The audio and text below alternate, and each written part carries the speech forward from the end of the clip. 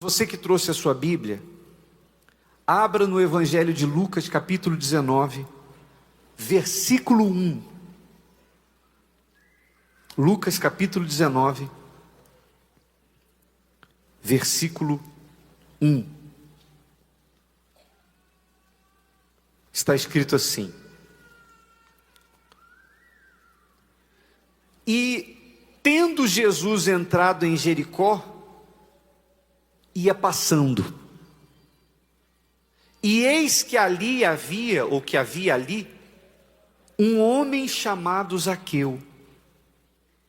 E era este um chefe dos publicanos.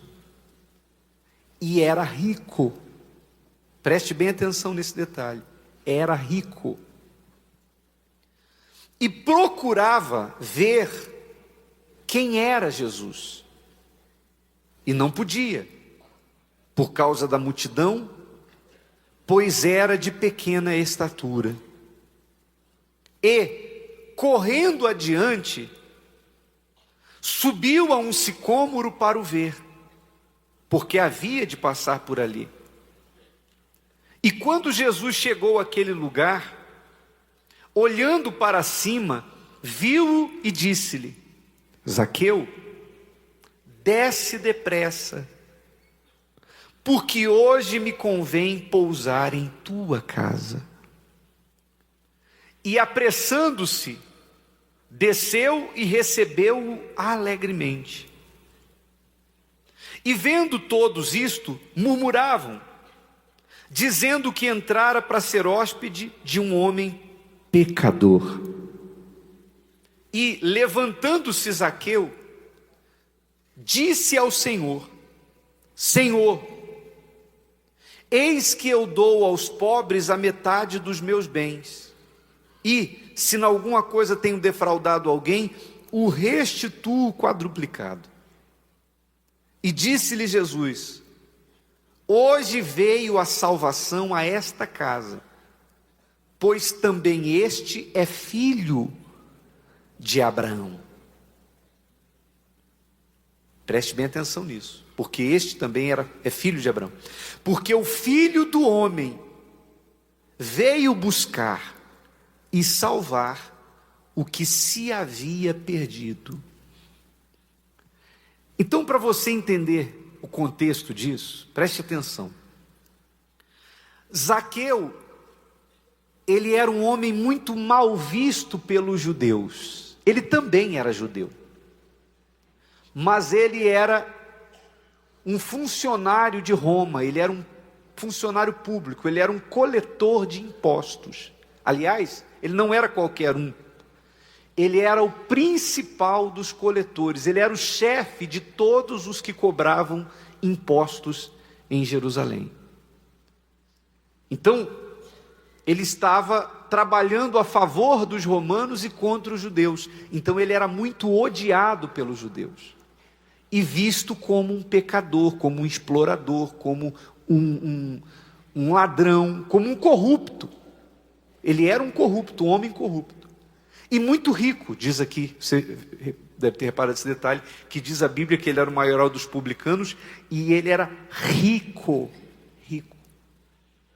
Mas, quando Jesus passou em Jericó, onde ele morava, muitas pessoas, uma multidão foi receber Jesus. Todo mundo, onde Jesus ia queria tocá-lo, queria vê-lo, queria falar com ele.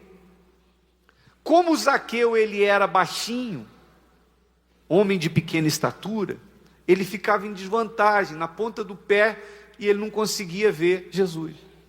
Então o interesse de conhecer Jesus era tão grande que o fez subir numa árvore.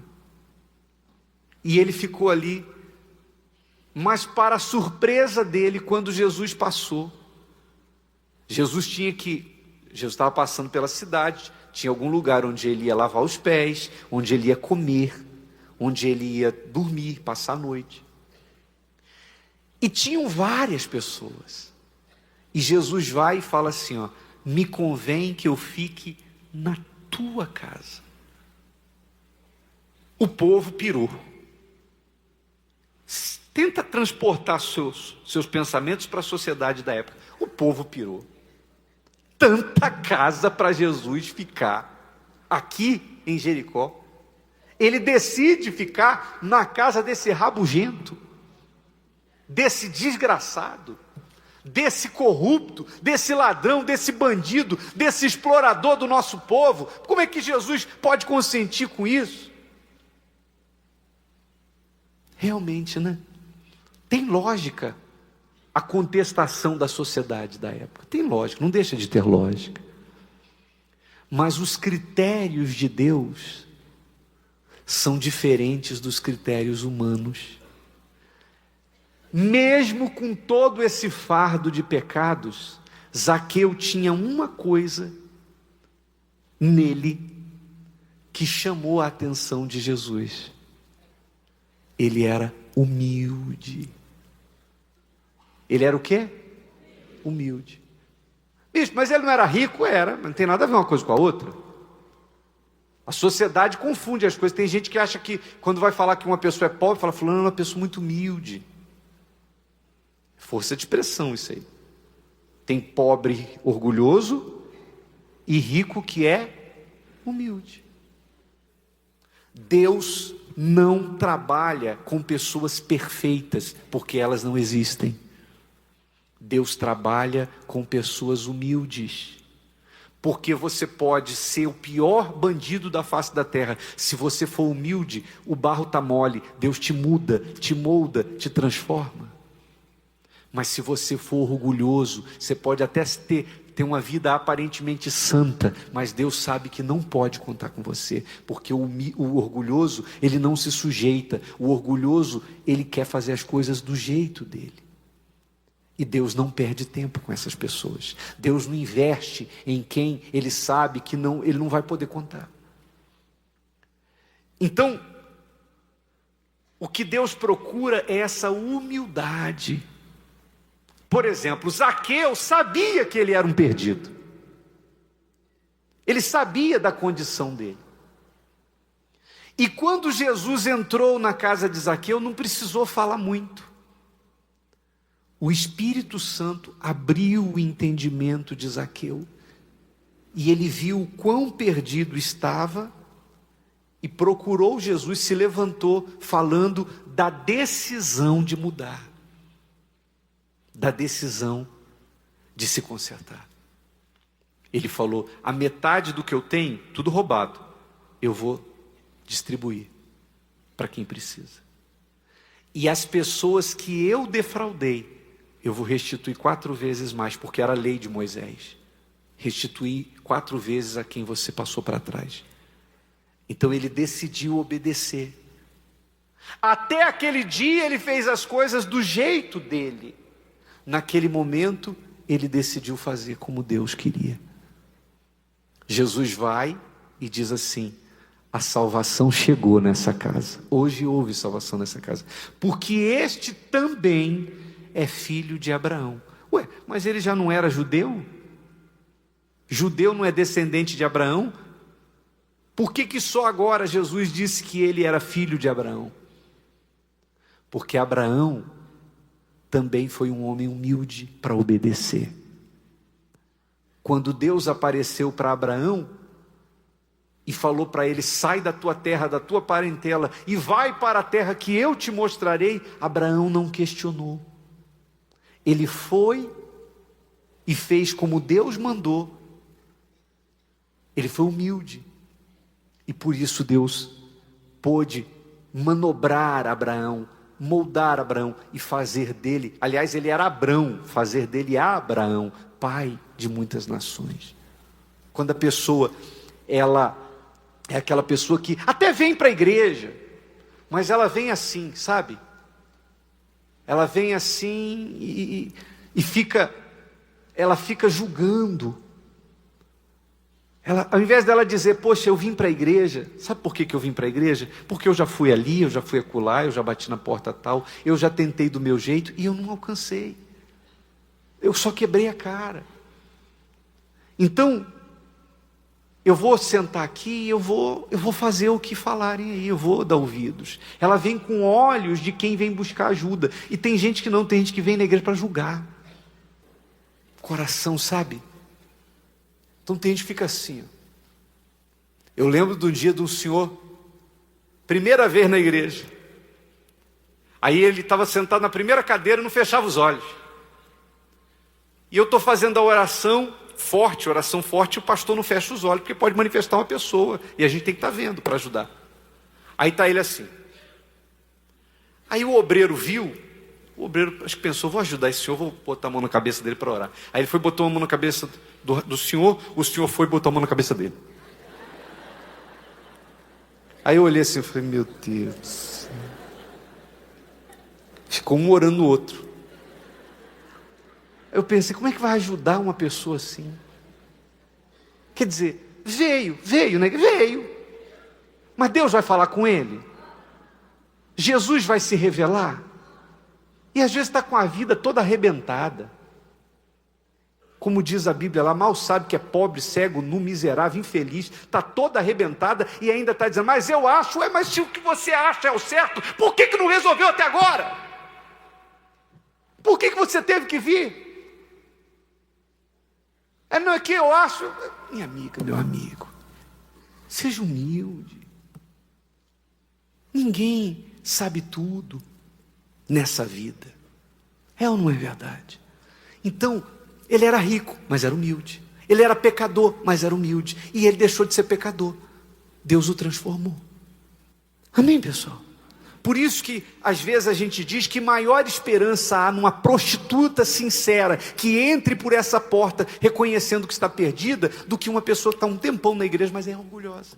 Por isso você vê, às vezes, uma pessoa que chega depois, toda perturbada, toda errada, e daqui a pouco ela passa na frente espiritualmente, ela evolui, daqui a pouco ela já está de obreira, já está batizada com o Espírito Santo, está ajudando outras pessoas, e às vezes a outra que está antiga, não que todo mundo não vai ser obreiro, mas às vezes a pessoa não evoluiu, não cresceu, nem recebeu o Espírito Santo. Por que o Espírito Santo não vem? Porque ele não vem pelo tempo de igreja, ele vem sobre o humilde.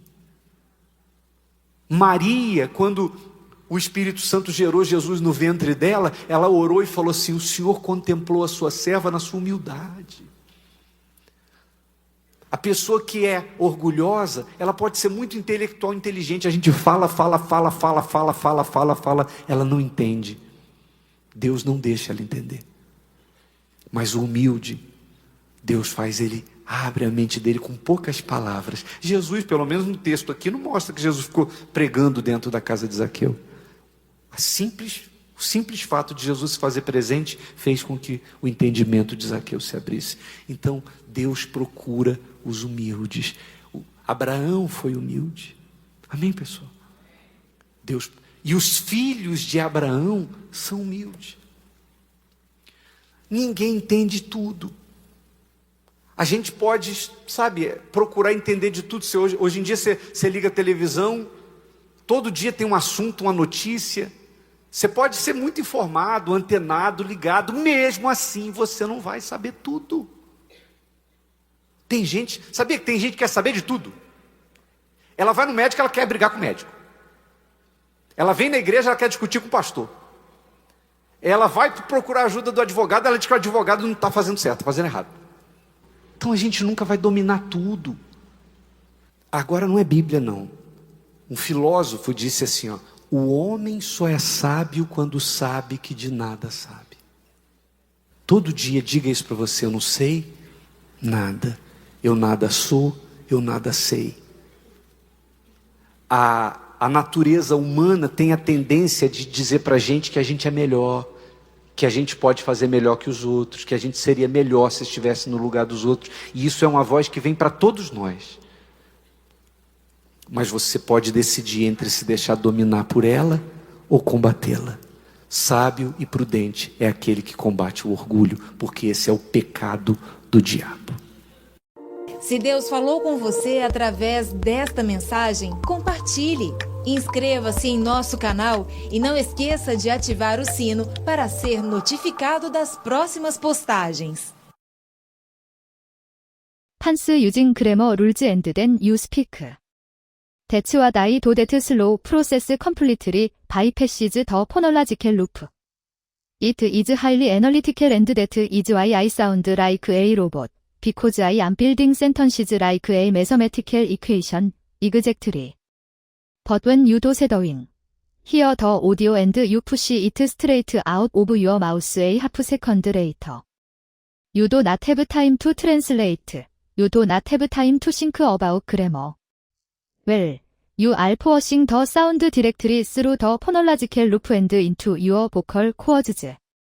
You are building direct muscle memory in your mouth, tongue and diaphragm. I am starting to see the appeal. It takes the heavy thinking out of the process. How exactly do I practice this? You mentioned a half second delay. Are there different ways to do this? There are three main techniques and they each serve a slightly different purpose. The first is what we call synchronous shadowing. Synchronous, meaning synchronous, means happening at the exact same